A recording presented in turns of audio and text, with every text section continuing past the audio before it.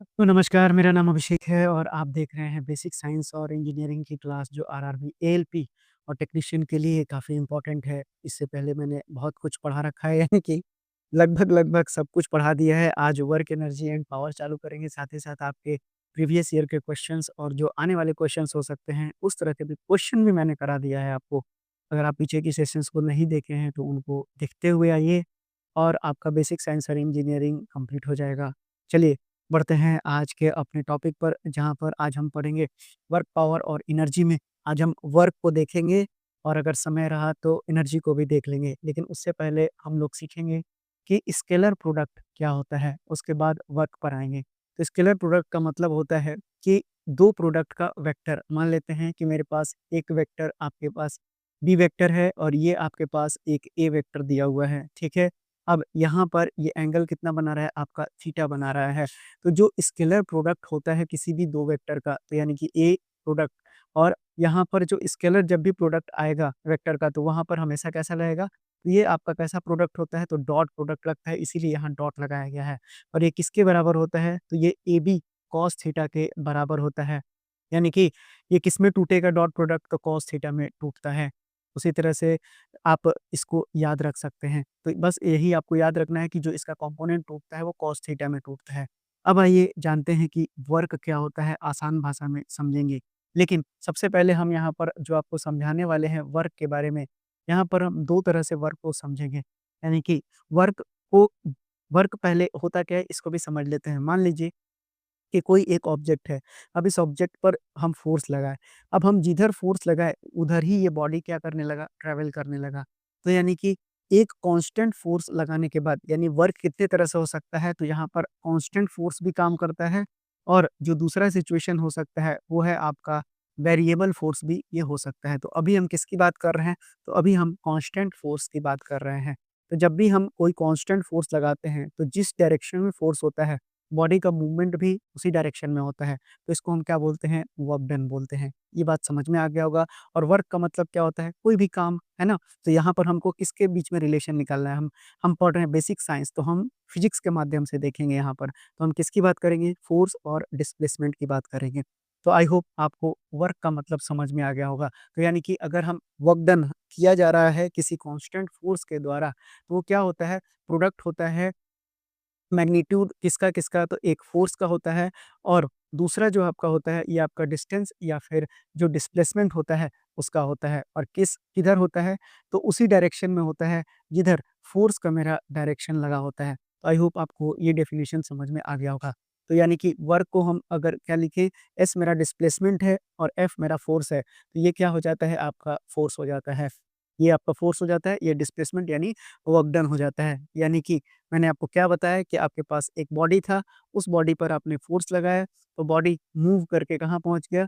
कुछ दूर डिस्प्लेस करके ये पहुँच गया। तो यानी कि ये जो डिस्प्लेसमेंट था, वो कितना लिया था मैंने? एस लिया था, इसीलिए वर्क डन कितना हो गया आपके पास? एफ और एस हो गया। तो यानी कि अगर मैं इसको वेक्टर ले लेता हूँ एफ और एस को, तो हम यहाँ पर क्या लिख सकते हैं? अच्छा, एक और बातें हो सकती हैं कि जैसे ये मेरा फ़ोर्स था, ठीक है? तो अब अगर फ़ोर्स है, तो फ़ोर्स जो है सिंपल भाषा में कहें यानी केवल मैग्नीट्यूड के टर्म में अगर हम निकालें, तो ये तो आपको आसान लाइन में पता चल गया कि एफएस होता है। लेकिन अब अगर मैं बोलूँ कि फ़ोर्स का डायरेक्शन कहीं न कहीं किसी एंगल पे लग रहा है, तो इसके 2 कंपोनेंट टूटेंगे। एक तो आपका एफएक्स आ जाएगा और दूसरा आपका कितना आ जाएगा? एफवाई आ जाएगा और अगर इन दोनों के बीच का एंगल क्या था? थीटा था। है ना? तो अगर फ़ोर्स किसी एंगल पे लग रहा होगा, फिर हम क्या कर सकते हैं, तो इसको हमको रिज़ॉल्व करना पड़ेगा 2 कंपोनेंट में, एक आपका एक्स और दूसरा आपका क्या हो जाएगा, वाई हो जाएगा। ठीक? तो यानी कि अब अगर मैं डब्ल्यू की परिभाषा लिखूँगा, तो अब उससे भी पहले हम देख लेते हैं कि जो मेरा एफएक्स आएगा, वो कितना हो जाएगा आपके पास।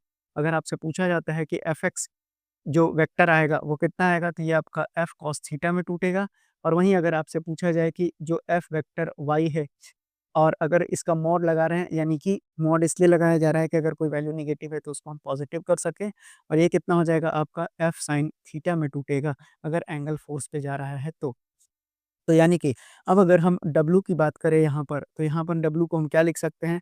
अगर हम एक्स वाले के टर्म में लिखेंगे तो ये क्या लिखना पड़ेगा हमको? ये हो जाएगा आपके पास एफ एक्स और यहाँ पर क्या आ जाएगा आपके पास एस। तो ये कितना बन गया आपका? ये बन गया एफ कॉस थीटा और इनटू कितना हो जाएगा आपके पास एस, तो ये कितना बन गया आपका एफ एस कॉस थीटा बन गया। उसी तरह से अब अगर मैं लिखता हूँ आपको कि जो एफ वाई है, तो अगर वाई के डायरेक्शन में अगर आप देखेंगे तो उस पर बाद में आते हैं, नहीं तो वो अभी बता देंगे तो थोड़ा-सा कन्फ्यूज़न क्रिएट हो सकता है। चलिए अब इसी इसी केस को हम आगे बढ़ाते हैं, कौन वाला? तो ये वाला केस को ही हम आगे बढ़ाते हुए देखते हैं कि क्या लिखा जा सकता है। तो देखिए अगर हमारा एफ और एस, क्या बोला मैंने? एफ और एस मेरा दोनों का डायरेक्शन क्या दिया हुआ है आपके पास? सेम दिया हुआ है, तो सेम दिया हुआ है मतलब दोनों के बीच में एंगल कितना हो गया आपके पास? एंगल आपका 0 डिग्री हो गया। तो यानी कि जब ये आपका वर्क डन कितना आया एफएस कॉस थीटा आया, तो अब मैं अगर इसको लिखता हूँ कि अगर मेरे पास एफ और एस का डायरेक्शन सेम है तो ये कितना हो जाएगा एफएस कॉस 0 हो जाएगा। और कॉस 0 की वैल्यू कितनी होती है 1 होती है। तो यानी कि डब्ल्यू कितना के बराबर आ गया आपका सिर्फ और सिर्फ एफ इंटू एस के बराबर आ गया। ये भी बात आपको समझ में आ गया होगा। चलिए तो अब जो है अब हम बढ़ते हैं कि अगर एफ और एस मेरा परपेंडिकुलर हो जाएगा यानी कि एफ इस डायरेक्शन में और एस इस डायरेक्शन में हो जाएगा, यानी इसी की हम बात कर रहे हैं। तो मैंने क्या बोला एफ और एस आपस में कैसा बना रहे हैं? तो परपेंडिकुलर बना रहे हैं। तो अब मेरा कितना हो जाएगा एफ एस कॉस 90 हो जाएगा। ठीक? और कॉस 90 की वैल्यू कितनी होती है? 0 होती है। तो यानी कि कॉस 90 आपका क्या हो जाएगा? एफएस और ये आ गया आपके पास 0। तो यानी कि जो वर्क डन आ जाएगा आपके पास 0 आ जाएगा। यही मुझे बताना था। यानी कि कौन-सा केस में आपका 0 आएगा, ये भी आपने देख लिया और कौन से केस में आपको केवल एफएस आएगा, यही बातें आपको यहाँ पर दिमाग में रखनी है। चलिए, तो यानी कि अब हम देख लेते हैं वर्क के बारे में मैंने आपको पूरा कुछ समझा दिया, जो भी आपका बेसिक कॉन्सेप्ट था। जो वेक्टर का भी कॉन्सेप्ट लग रहा था, ये भी मैंने आपको समझा दिया। अब आइए इसके आगे हम देखेंगे डायमेंशन और इसके यूनिट्स को भी देख लेते हैं, जो आपके परीक्षाओं में निश्चित पूछा जाएगा, ठीक है? तो देखिए, सबसे पहले आपको याद रखना है, मैं लिख देता हूँ टॉपिक भी आपके लिए। ये हो गया आपका डायमेंशन एंड साथ ही साथ आप अब यूनिट ऑफ वर्क्स को देखेंगे। तो देखिए, अगर मैं बात डायमेंशनल फ़ॉर्मूला किसके वर्क की, तो ये कितना होता है ml2 और t का पावर -2 होता है। ये मैंने आपको पढ़ा दिया है, इसलिए मैंने डायरेक्टली लिखा हुआ है। ये मैं कैसे आता है, ये सब कुछ बता रखा है। उसी तरह से अगर एसआई यूनिट की बात करें, तो वर्क की एसआई यूनिट क्या होती है आपका, तो ये आपका जूल होता है। अब अगर हम देखें कि वर्क डन कितना होता है आपके पास, ये सब कांस्टेंट फ़ोर्स के लिए चल रहा है, ये भी बात याद रखिएगा। तो ये जो है, हालाँकि यूनिट तो बदलता नहीं है और डायमेंशन भी बदलेगा नहीं। है ना? जो शुरुआत की बातें बताई उसकी बात कर रहा था मैं। तो डब्ल्यू बराबर कितना होता है आपके पास एफएस होता है। वर्क डन की यूनिट क्या होती है? जूल होती है। 1 जूल क्या होता है आपका फ़ोर्स हो गया न्यूटन और ये आपके पास कितना हो जाएगा डिस्प्लेसमेंट हो गया 1 मीटर। तो यानी कि 1 जूल कितना न्यूटन मीटर के बराबर होता है? 1 न्यूटन मीटर के ये बराबर होता है। उसी तरह से अगर हम सीजीएस यूनिट में चलेंगे तो 1 अर्ज जो है ये कितना हो जाएगा आपके पास 1 डाइन और इनटू ये आपका 1 सेंटीमीटर हो जाएगा। तो यानी कि 1 डाइन सेंटीमीटर हो जाएगा 1 अर्ज में। अब अगर हम बात करें कि जूल और अर्ज में रिलेशन आपका पूछा जाता है परीक्षाओं में, ये कैसे निकालेंगे? तो देखिए 1 जूल में मैंने बता रखा है आपको कि 1 न्यूटन इंटू 1 मीटर के ये बराबर होता है। तो अगर 1 न्यूटन इंटू 1 मीटर, अब 1 न्यूटन में आपको कितना डाइन होता है? तो 10 का पावर 5 डाइन होता है और अगर इसको आप बदलेंगे तो ये हो जाएगा आपके पास 100 सेंटीमीटर। तो आप जूल से देखिए डाइन सेंटीमीटर में आसानी से बदल सकते हैं और वही क्या कहलाता है आपका जो 1 जूल आएगा। अब देखिए आपका 1 जो जूल आ जाएगा वो कितना हो जाएगा 10 का पावर 7 और डाइन सेंटीमीटर क्या कहलाता है आपका अर्ज कहलाता है। ये क्या बन जाएगा आपका 10 का पावर 7 अर्ग के बराबर ये आ जाएगा, तो ये भी आपको बनना चाहिए। उसी तरह से अगर हम देखें कि 1 केजी मीटर, ठीक है? एक जो केजी मीटर होगा आपके पास, क्योंकि फ़ोर्स है तो वेट भी वहाँ तो आ सकता है, तो वहाँ पर हम 9.8 को इंक्लूड कर लेते हैं। तो 1 केजी जब हम क्या लिख सकते हैं 1 केजीएफ और इंटू 1 मीटर लिख सकते हैं। अब ये कितना होता है 9.8 होता है, तो अब आप इसको क्या लिख सकते हैं 9.8 जूल लिख सकते हैं। तो इस पॉइंट को भी याद कर लीजिएगा कि जो 1 केजी मीटर है, वो कितना हो जाएगा आपका 9.8 जूल के बराबर होता है। ठीक है? इम्पोर्टेंट रिलेशंस है, याद होना चाहिए आपको। उसी तरह से अब आप इसको किस में बदल सकते हैं, तो ग्राम में भी बदल सकते हैं। तो यानी कि 1 ग्राम और मीटर को सेंटीमीटर में बदल देंगे, तो ये कितना आ जाएगा आपके पास? ये आ जाएगा सीधा-सीधा मैं लिख देता हूँ, ये आ जाएगा 980 अर्ग के बराबर। आप कैलकुलेट करके देख सकते हैं, आप इसको पुट अप कर लीजिएगा, तो आसानी से आपको 980 अर्ज के बराबर ये जो वैल्यू है, ये आपको मिलता हुआ दिखाई देगा। ठीक है? तो यहाँ पर आपको कोई दिक्कत नहीं होना चाहिए। अब अगर हम बात करें कि जो वर्क हमने पढ़ा, अब उसका नेचर कैसा-कैसा हो सकता है, इसको भी आइए समझ लेते हैं। तो जो हमारा अगला टॉपिक होगा, वो क्या हो गया? वो हो गया आपका नेचर ऑफ वर्क। तो हेडिंग डाल लेंगे नेचर ऑफ वर्क। तो नेचर ऑफ वर्क 3 तरह से होता है। देखिए, सबसे पहले होता है पॉज़िटिव वर्क डन, यानी वर्क पॉज़िटिव भी हो सकता है, दूसरा नेगेटिव भी हो सकता है और तीसरा आपके पास ज़ीरो वर्क डन भी आ सकता है। तो ये तीनों आपको दिमाग में रखना है। आइए समझते हैं सबसे पहले पॉज़िटिव वर्क डन को। तो देखिए, कोई भी वर्क डन यानी कि कोई भी चीज़ ऊपर से जब नीचे आएगा, यानी कि ग्रेविटी फ्री फॉल को जब भी हम कंसीडर करेंगे, ठीक है? मैंने क्या बोला कि जब भी हमारे पास जो फ्रीली फॉलिंग बॉडी होगा, फ्री फॉल होगा जो ग्रेविटेशनल पुल के अंतर्गत आएगा, तो यहाँ पर जो भी वर्क डन होगा ग्रेविटी के द्वारा, वो कैसा होगा? आपका पॉज़िटिव होगा। उसी तरह से अगर आप देखेंगे कि घोड़ा वैसे तो चलाना नहीं चाहिए, वो एक तरह का एनिमल क्रुएल्टी है। तो जो घोड़ा है जब भी किसी कार्ट को ऐसे खींचता है ना? तो देखिए फ़ोर्स और डिस्प्लेसमेंट एक ही दिशा में जा रहे हैं। तो यानी कि कैसा आ जाएगा आपके पास? ये आपको एग्ज़ाम्पल पूछा जाता है कि जब भी आपका हॉर्स किसी कार्ट को पुल करता है, तो ये आपका क्या हो जाता है? और ये आप यहाँ ज़रूर देख लीजिएगा कि लेवल रोड लिखा हुआ होना चाहिए, ठीक है? तो ये जो है, जब भी ऐसा बराबर रोड में ये करता है, तो वर्क डन आपके पास यहाँ पर भी क्या आता है? पॉज़िटिव आता है। उसी तरह से आप इन दोनों का एग्ज़ाम्पल याद रखिएगा और दोनों में क्या कंडीशन आया कि जो आपका फ़ोर्स है और जो आपका डिस्प्लेसमेंट है, उन दोनों का जो डायरेक्शन है, वो आपके पास कैसा है? तो ये दोनों का डायरेक्शन आपका सेम हो गया है। इसीलिए इसका जो नेचर है, वो कैसा हो गया? पॉज़िटिव हो गया। चलिए, अब बढ़ते हैं अपने नेगेटिव वर्क डन की ओर। तो नेगेटिव वर्क डन में हम सबसे पहला एग्ज़ाम्पल देखेंगे कि अगर मेरे पास बहुत ही ज़्यादा कोई सरफ़ेस रफ़ है, अब रफ़ है तो वो क्या करेगा? आगे बढ़ने देगा क्या? किसी चीज़ को स्लाइड करने देगा क्या? नहीं करने देगा। तो यानी कि वहाँ पर वर्क डन आपका क्या हो जाएगा? नेगेटिव आ जाएगा। तो जब भी कोई रफ़ सरफेस के ऊपर मैं लिख देता हूँ आपके लिए, जो भी आपका रफ़ सरफेस के ऊपर अगर कोई बॉडी है, वो क्या करेगा? अगर स्लाइड करने की वो कोशिश कर रहा है, तो यहाँ पर एक अपोज़िट में फ़ोर्स जनरेट होगा, जिसको कि हम फ्रिक्शनल फ़ोर्स के नाम से जानते हैं। तो यानी कि वो वर्क डन यहाँ पर कैसा हो जाएगा? आपका नेगेटिव वर्क डन आ जाएगा। उसी तरह से जब भी अगर आप देखेंगे तो पॉज़िटिव अगर चार्ज है और दूसरा चार्ज भी पॉज़िटिव है, दोनों को आपस में एक तरफ लेकर जाएँगे तो क्या हो जाएगा? जाएँगे क्या? दोनों चार्ज ट्रैवल करेंगे क्या उसी डायरेक्शन में? नहीं करेंगे। तो यहाँ पर भी क्या हो जाएगा? वो रिपल्स दूर भागने की कोशिश करेंगे। तो यहाँ पर भी आपका जो एग्ज़ाम्पल आएगा, इस केस में नेगेटिव वर्क डन हो जाएगा। यानी कि जब भी हमारा पॉज़िटिव चार्ज है, वो मूव करेगा दूसरे पॉज़िटिव चार्ज की तरफ, तो यहाँ पर जो वर्क डन होता है, किसके द्वारा? इलेक्ट्रोस्टैटिक फ़ोर्स के द्वारा, वो कैसा हो जाता है? नेगेटिव हो जाता है। ये भी एग्ज़ाम्पल आपसे परीक्षा में पूछा गया है और आगे भी आपसे पूछा जा सकता है। चलिए अब जो है ज़ीरो का एग्ज़ाम्पल देख लेते हैं, जो कि एक बहुत ही कॉमन सा एग्ज़ाम्पल है, जो आप हमेशा से पढ़ते हुए आ रहे हैं। जब भी अगर आप इसका एग्ज़ाम्पल देखेंगे तो यहाँ पर कुली का एग्ज़ाम्पल दिया जाता है। यानी कि कुली भाई साहब लोग जो हैं वो क्या करते हैं, सर पे ऐसे रख लेते हैं और फिर क्या करते हैं, चलते हैं, ठीक है? तो यानी कि अब आप यहाँ पर देखेंगे तो कैसा हो गया, फ़ोर्स और जो डिस्प्लेसमेंट है उसके जो बीच में एंगल बन गया वो कितना हो गया, 90 डिग्री। और 90 डिग्री के केस में मैंने आपको बताया कि वर्क डन कितना होता है आपका, 0 होता है, ठीक है? अब जब भी कोई बॉडी मूव करता है आपका सर्कुलर पाथ में किसी स्ट्रिंग के सहारे, तो यहाँ पर जो वर्क डन होता है टेंशन के द्वारा स्ट्रिंग में, वो भी कितना होता है आपका, 0 के बराबर होता है। उसी तरह से जब भी कोई पर्सन मूव नहीं करता है अपने पोजीशन से, होल्ड करके रखता है किसी हेवी लोड को, तो वहाँ पर भी क्या हो जाएगा आपका, वर्क डन 0 के बराबर हो जाएगा।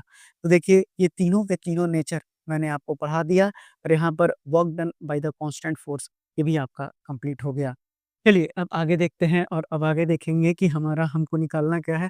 तो हम देखने जा रहे हैं अब कि वर्क डन हम निकालेंगे किस तरह के फोर्सेस से, तो वेरिंग फोर्सेस से। देखिए ऐसा भी तो हो सकता है कि जब भी कोई बॉडी जो सेंटर से है अगर दूर जाती है, तो दूर जाती है तो ग्रेविटेशनल जो फोर्स है, उसके लिए क्या होता चला जाता है, कम होता चला जाता है। तो निश्चित रूप से आपका जो मैग्नीट्यूड और डायरेक्शन है, उसमें भी क्या हो सकता है, आपको बदलाव हो सकता है। यानी कि वहाँ पर फ़ोर्स का क्या हो जाएगा, वेरिएशन क्रिएट हो जाएगा। तो ऐसे को हम क्या बोलते हैं, work done by the varying force. तो देखिए, अब हमने क्या किया, एक बॉडी लिया है जिसको कि हम इतना कम फ़ोर्स लगा रहे हैं कि जो इसका डिस्प्लेसमेंट है ना? वो हम इनफ़ाइनाइटेसिमल स्मॉल ले रहे हैं। क्या बोला मैंने? ये जो डीएस है वो कितना है? तो इनफ़ाइनाइटेसिमल स्मॉल है, यानी बहुत छोटा है ना? और ये किसी न किसी एंगल पे हमारा फ़ोर्स क्या कर रहा है? ये एक्ट कर रहा है। तब अगर हमसे पूछ दिया गया कि ए से बी कितना जो है वर्क डन किया जाएगा इस फ़ोर्स के द्वारा, तो अगर हम इस छोटे से इनफ़ाइनाइटेसिमल डिस्टेंस के लिए अगर वर्क डन निकाल लेते हैं और अगर हमको छोटा से बड़ा जाना होता है तो हम वहाँ पर इंटीग्रेट करते हैं। तो हम क्या करेंगे कि S1 से लेके S2 तक इंटीग्रेट कर देंगे अगर ए से लेके बी तक पूछा गया है तो। यानी कि मैं क्या बोल रहा हूँ आपको कि अगर हम यहाँ पर जो वर्क डन निकालेंगे वो क्या मिला निकलेगा, वो भी इनफाइनेटेसिमल स्मॉल निकलेगा। तो यानी कि DW की वैल्यू कितनी हो जाएगी आपके पास? F वेक्टर और डॉट DS वेक्टर हो जाएगा। अब बात करें कि दोनों तरफ अगर हम ये DW वर्क डन में कब बदलेगा बड़ा वर्क डन में, जब हम इसको क्या कर देंगे इंटीग्रेट कर देंगे। तो अगर ए से बी तक पूछा गया तो ये कितना हो जाएगा आपका F और डॉट DS वेक्टर हो जाएगा।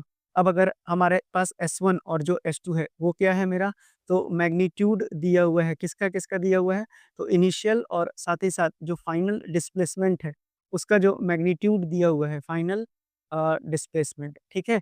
तो इसके लिए आपके पास क्या दिया हुआ है, मैग्नीट्यूड दिया हुआ है। तो अब आपका जो विथ रेफरेंस टू कौन-सा पॉइंट लिख लीजिए, ये भी लिख ही देता हूँ। विथ रेफरेंस टू कौन-सा पॉइंट, तो ये पॉइंट ओ के रेफरेंस से लिया गया है। तो अब आपका जो वर्क डन निकल कर आ जाएगा, वो कितना हो जाएगा, S1 से S2 हो जाएगा और ये कितना हो जाएगा, F, और ये हो जाएगा आपका DS वेक्टर।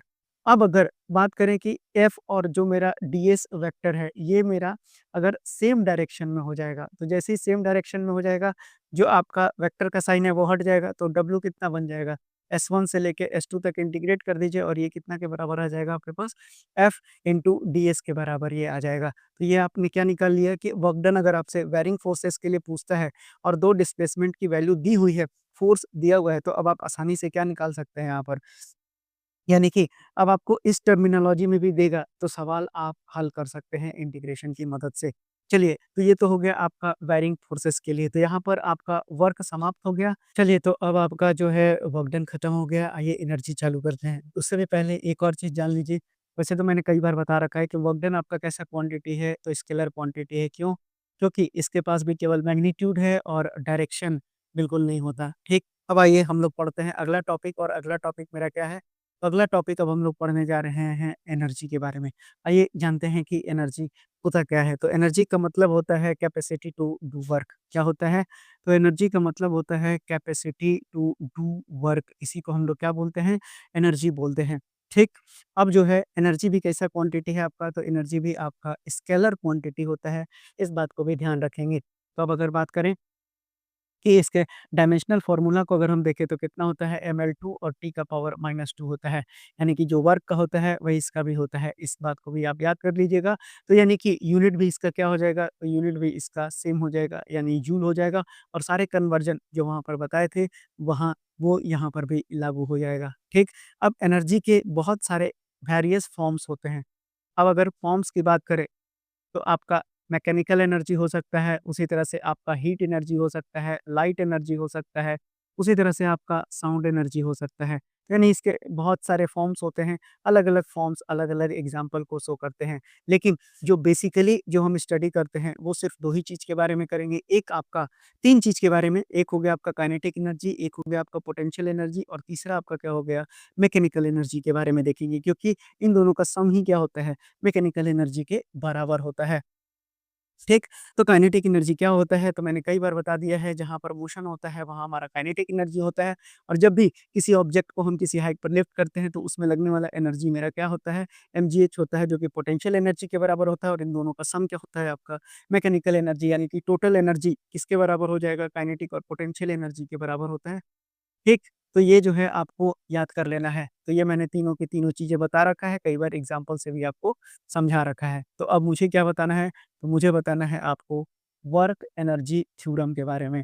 तो आज का हमारा जो आखिरी टॉपिक होगा, वो क्या होगा? वर्क एनर्जी थ्योरम के बारे में होगा। चलिए पढ़ लेते हैं इसको भी, कि मेरा वर्क एनर्जी थ्योरम क्या होता है? देखिए, वर्क एनर्जी थ्योरम का मतलब क्या होता है कि जब भी कोई आपका वर्क डन किसी फ़ोर्स के द्वारा किसी बॉडी पर क्या होगा, एक्ट करेगा, तो वो किसके बराबर होगा? ये बराबर हो जाएगा आपका जो चेंज प्रोड्यूस होगा बॉडी में।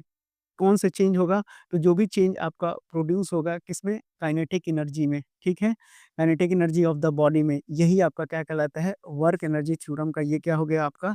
स्टेटमेंट हो गया, ठीक है? तो मान लेते हैं कि अगर कोई शुरुआत में मेरे पास कोई एक बॉडी था और वो बॉडी क्या में था? तो इनिशियली जो है वो रेस्ट पर था, ठीक? अब हम इसके ऊपर क्या करते हैं? तो अब हम इसके ऊपर फ़ोर्स अप्लाई कर देते हैं। जैसे ही फ़ोर्स अप्लाई करेंगे तो बॉडी क्या करेगी? आपको डिस्प्लेस कर जाएगी, ठीक है? और वो डिस्प्लेसमेंट किधर होगा? तो along the direction of force होगा। लिख देता हूँ मैं, वो भी किधर होगा? तो along the direction of force ये आपका होगा। तो अब अगर बात करते हैं कि जो स्मॉल वर्क डन होगा वो कितना हो जाएगा? तो डीडब्ल्यू की वैल्यू हो जाएगी F vector dot DS vector के बराबर। तो हम इसको क्या लिख सकते हैं? तो ये हो जाएगा, अगर मेरे पास थीटा की वैल्यू, मैं आगे लिख देता हूँ आपको, कि अगर मेरे पास, अगर यहीं पर लिख देता हूँ कि अगर थीटा की वैल्यू 0 हो गई, यानी कि फ़ोर्स और डिस्प्लेसमेंट का डायरेक्शन सेम हो गया, तो मेरा जो वर्क डन है वो कितना हो जाएगा? तो एफएस के बराबर आ जाएगा। ये मैंने आपको समझा दिया है। ठीक है। अब अगर हम देखें तो अगर हमको न्यूटन्स के सेकंड लॉ को अगर हम देखते हैं, न्यूटन्स सेकंड लॉ को अगर हम देखते हैं, तो हमको फ़ोर्स क्या पता है? मास इनटू एक्सीलरेशन के बराबर होता है ये, ठीक है? और ये जो एक्सीलरेशन होता है, यहाँ पर जो एक्सीलरेशन होता है, जो प्रोड्यूस होता है, वो किधर होता है? तो ये भी आपको जिधर डायरेक्शन ऑफ फ़ोर्स होगा, क्योंकि बॉडी तो उधर ही मूव करेगा ना, ठीक है? तो डायरेक्शन ऑफ फ़ोर्स में ही इसका भी डायरेक्शन होता है। तो यानी कि अगर मैं डीडब्ल्यू को लिखूँ, तो एफ की जगह मैं क्या बैठा दूँगा यहाँ पर? ये बैठा दूँगा एमए, और बाकी बच जाएगा आपके पास डीएस। अब अगर मैं एक्सेलरेशन को लिखूँ, तो एक्सेलरेशन क्या होता है? Rate of change of velocity और इनटू ये जो डिस्प्लेसमेंट था, स्मॉल डिस्प्लेसमेंट, उसको लिख दिया मैंने। तो यानी कि जो डीडब्ल्यू की वैल्यू है वो कितनों के बराबर हो जाएगी? तो एम। अब अगर मैं यहाँ पर डीवी को उधर भेज देता हूँ और डीएस बाई डीटी इधर ले लेता हूँ, ये आपका क्या हो जाएगा? एम डीएस बाई डीटी, और इनटू कितना के बराबर आ जाएगा? ये डीवी के बराबर आ जाएगा। तो देखिए अब ये कितना हो जाएगा आपका? ये हो जाएगा आपका जो डीएस, यानी कि rate of change of displacement होता क्या है आपका? वेलोसिटी के बराबर होता है। तो ये क्या हो जाएगा? एमवी और इनटू डीवी के बराबर ये निकल कर आ जाएगा।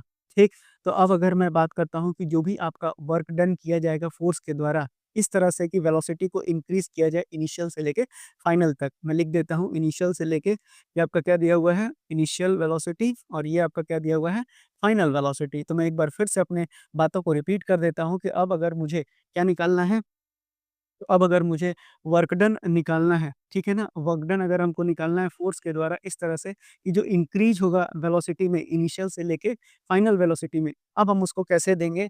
तो आइए इसको भी समझ लेते हैं। तो इसको कैसे दिया जाएगा? तो इसको दिया जाएगा आपको, जो W होगा वो क्या हो जाएगा? अब हम क्या करेंगे? ये वाला जो पोर्शन है इसको इंटीग्रेट कर देंगे, तभी तो dW हटेगा, है ना? तो दोनों तरफ इंटीग्रेट कर देते हैं। ये ऐसा था और ये कितना था? M डीएस अपॉन डीटी, और इनटू कितना था? डीवी था। तो दोनों तरफ अब हम क्या कर देंगे? इंटीग्रेट कर देंगे, और कहाँ से कहाँ तक करेंगे? तो ये हो गया यू से लेके वी, और 0 से डब्ल्यू हो गया। तो इसकी वैल्यू कितनी आ जाएगी? ये आ जाएगा आपके पास डब्ल्यू, ये हो जाएगा यू से लेके वी, एम, अच्छा यहाँ पर भी छूट गया तो भी लिख देता हूँ, और ये हो जाएगा आपका एम भी इंटू डीवी के बराबर हो जाएगा। चलिए, तो अब आपके पास यहाँ पर डब्ल्यू कितना हो जाएगा? मास कांस्टेंट है, बाहर निकलेगा, और भी का कितना हो जाएगा आपके पास? वी स्क्वायर बाई 2 हो जाएगा, ठीक? और ये कितना हो जाएगा? यू से लेके वी तक हो जाएगा। अब upper limit minus lower limit हम बैठा देंगे, तो ये कितना हो जाएगा आपके पास? वी स्क्वायर बाई 2 और माइनस यू स्क्वायर बाई 2 के बराबर आ जाएगा। तो यानी कि अब आप यहाँ पर क्या देख पा रहे होंगे? तो यहाँ पर अगर आप देखेंगे तो जो W है वो किसके बराबर आ जाएगा? ये आ जाएगा आपके पास हाफ एम वी स्क्वायर और minus half M U square के बराबर ये आ गया। यानी कि चेंज इन एनर्जी के बराबर आ गया है ये, अगर आप इसको गौर से देखेंगे। तो जो वर्क डन किया जाता है किसी बॉडी के द्वारा, अगर उस पर कोई फ़ोर्स लगता है तो वो किसके बराबर होता है? वो होता है आपका चेंज इन काइनेटिक एनर्जी के बराबर होता है। यानी कि आपने क्या देखा कि जो चेंज इन काइनेटिक एनर्जी है वो किसके बराबर आ गया?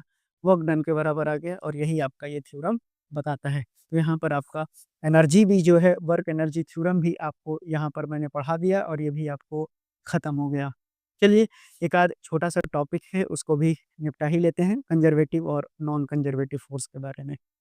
तो चलिए शुरू करते हैं अब कंज़र्वेटिव फ़ोर्स के बारे में। तो हमारा जो हेडिंग रहेगा वो क्या रहेगा? तो कंज़र्वेटिव फ़ोर्स के बारे में भी देख लेते हैं।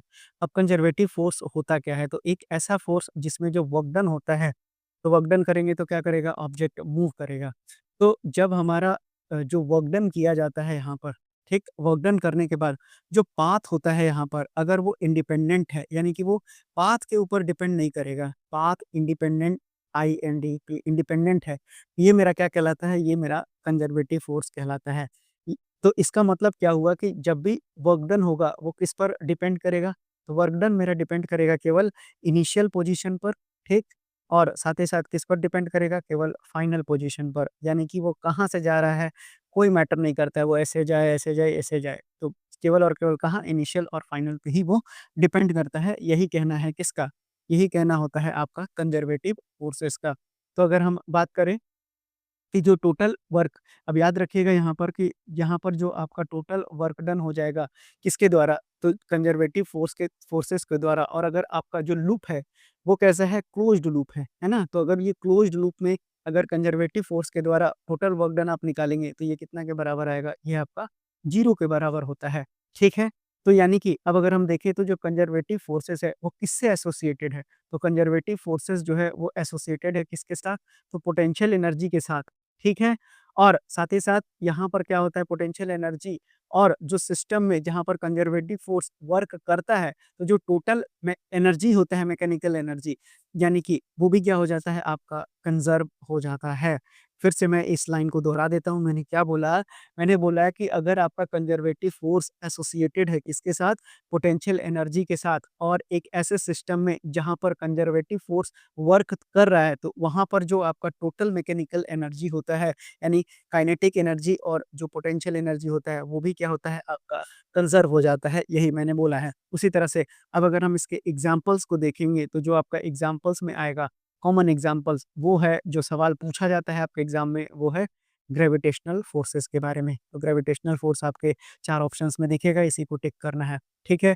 उसी तरह से आपको इलेक्ट्रिक फ़ोर्स पर भी कई बार आपसे सवाल पूछा गया है, और मैंने पीछे इसको करा भी दिया है बेसिक फिज़िक्स में। तो चलिए, ये आपका क्या हो गया? ये आपका कंज़र्वेटिव फ़ोर्स यहाँ पर खत्म हो गया।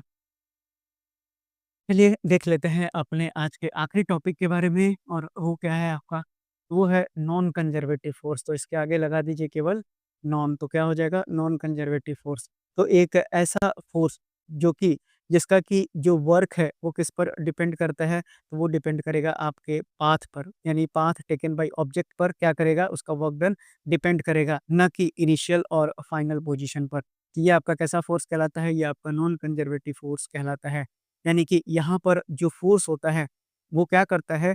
यहाँ पर जो फ़ोर्स होता है, वो क्या करता है? या तो ऐड करता है या तो रिमूव करता है। किसको? मैकेनिकल एनर्जी को। कहाँ से? तो सिस्टम से ये रिमूव करने का काम करता है। तो अब और ये कैसे करेगा? तो ज़ाहिर-सी बात है, आपका जो हीट है उसको डिसिपेट करने के बाद, है ना?